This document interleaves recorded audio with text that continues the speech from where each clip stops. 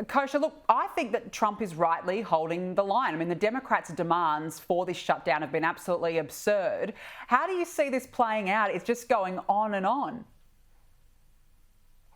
Yes, the last record was 35 days in Trump's first term, and I think we're right around that now, or even surpassing it in short order.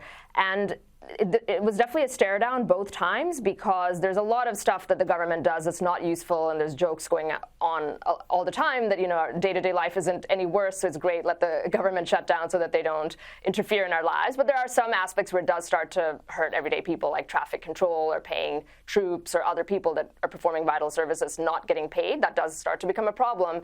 And so typically, one side will stare down the other and hold those issues as the reason, the leverage to do so. Last time, it was President Trump who caved and in the end made concessions for whatever he was holding out for. This time it's different, because the One Big Beautiful Bill was passed before the shutdown, and that has by and large funded Trump's agenda and everything that he wants to do with deportations and the wall and tax cut permanency, etc. So it's really the other side that doesn't have leverage, the Democrats right now, and it's just a matter of who blinks. It looks like he is holding down the line since his agenda is funded, and he's got other means to provide relief for those other issues, and the Democrats are going to have to be the one to capitulate because they don't have leverage. But so far, you know, they've surprised many, I think, by holding out as long as they have. So we shall see, but I think hopefully we're getting close to the end. Well, you certainly hope so. But yeah, I don't think that Trump is going to back down. It doesn't seem that way. Now, look, we've got to talk about the ladies over at The View, the delightful ladies of The View. And Whoopi Goldberg, she's back at it again with more anti-Trump propaganda. Now, for some context, Donald Trump had pardoned crypto founder Changpeng CZ Zhao. But when Trump was asked during that 60 Minutes interview about the pardon, he said that he didn't know anything about it. Whoopi Goldberg then accused the president of using an auto pen. And watch now what happens as she actually got a correction note midway through the television show. It was passed on. Have a look. When they're listening to, what the hell, what? I love when Sonny passes notes. We don't know if Trump used an auto pen to part. It was a joke. Yes. We don't know if Trump used an auto pen to part. Come on. But we do know that he didn't know who that crypto guy was. Well, I'm sorry. You know, the hardest thing about this job now is no one understands nuance. They're very, very sincere, Kosha. They're definitely not sincere. But why do the left always make up nonsense when they get angry and caught out? That one was actually quite funny to me, Danica, because usually when those notes come through, and I think they're like on their 8th or 9th note this year, the View ladies keep saying things and then have to issue corrections. It's coming through from the producer, and usually it's coming through from legal if you're saying something. And it's a pretty high bar, certainly in America with the First Amendment, to give a live on-air correction in that way.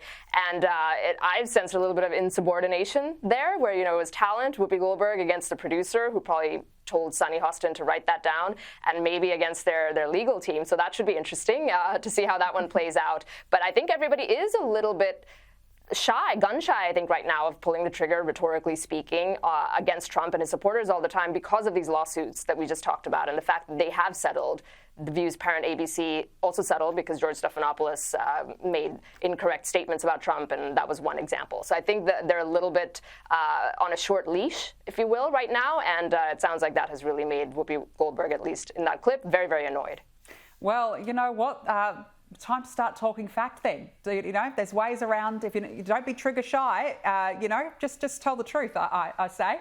Now, look, let's take a look at the blind leading the blind, as I'll say. Former Labor Prime Minister Paul Keating says he gave Anthony Albanese some fighting points ahead of his meeting with Donald Trump last month. The meeting obviously did go quite well.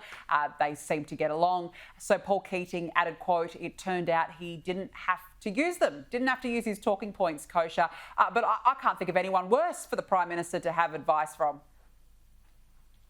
And I want to know, what were these fighting points? That would that would be quite interesting. It would make a lot of news, I think. The meeting did go quite well. I will say, in Prime Minister Keating's defense, He did express a little bit of nuance back in the day during Trump's first term in terms of his understanding of Trump's approach to China, Trump's approach to the trade war, et cetera, when many others from both sides of politics around the world were not expressing any of that understanding. So maybe just in that domain, he felt that he was more qualified or more experienced, I should say, than Prime Minister Albanese, and thought he could lend a helping hand. Who knows? But yes, in general, they are not. They don't see the world, by and large, with maybe some exceptions, through the same lens as Trump. They have to deal with him because he is in the Oval Office right now, and it's the strongest ally, and everybody will do it in their way. I think Prime Minister Albanese has very much played defense and passive, I would say, right now, up until now, but it looks like things are moving a little bit in the right direction, and Paul Keating maybe just wanted to be in the news cycle, and that's why he put that out there.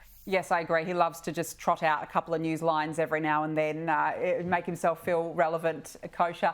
Now, look, an Anti-Semitism Research Institute has released an 11th hour report about its concerns over New York City socialist mayoral candidate Zoran Mamdani. It explains the controversial views of his father, a professor at Columbia University, on Israel, as well as how Zoran founded the Students for Justice in Palestine chapter while he was in college.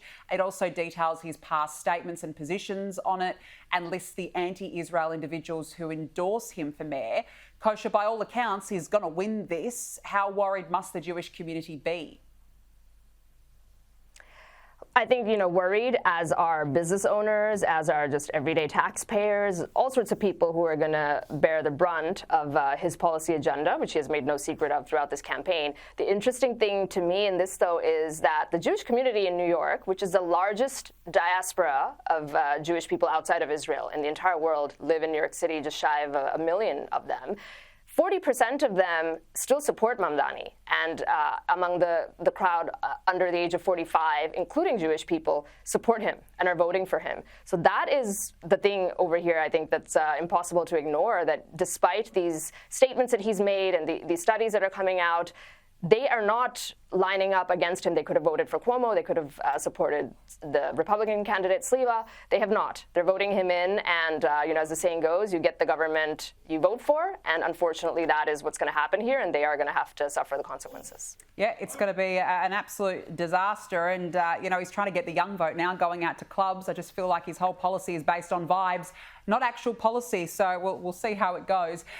Kosha, before we let you go, I want to get your reaction to Bill Maher. He's, I think, a recovering TDS sufferer, but he appeared on a podcast and called out Jimmy Kimmel for not thanking him after he defended Kimmel following his suspension. Have a look at this.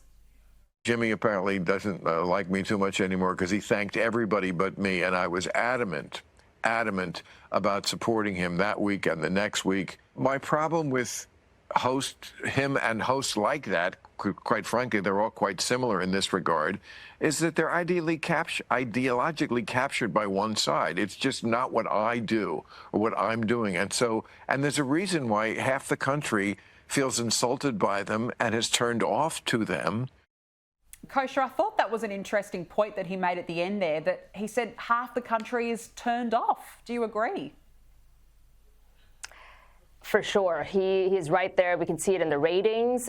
This whole genre of late night television, an American creation in its heyday of Johnny Carson and that era, was really just something so unique, so beloved culturally. It set the tone. It made fun of both sides. They didn't take themselves too seriously. And people would sit down at 10 p.m., 11 p.m. and watch these shows live. And we've come a long way from that for many reasons, structurally, with the media, other forms of entertainment that compete with them and all of that.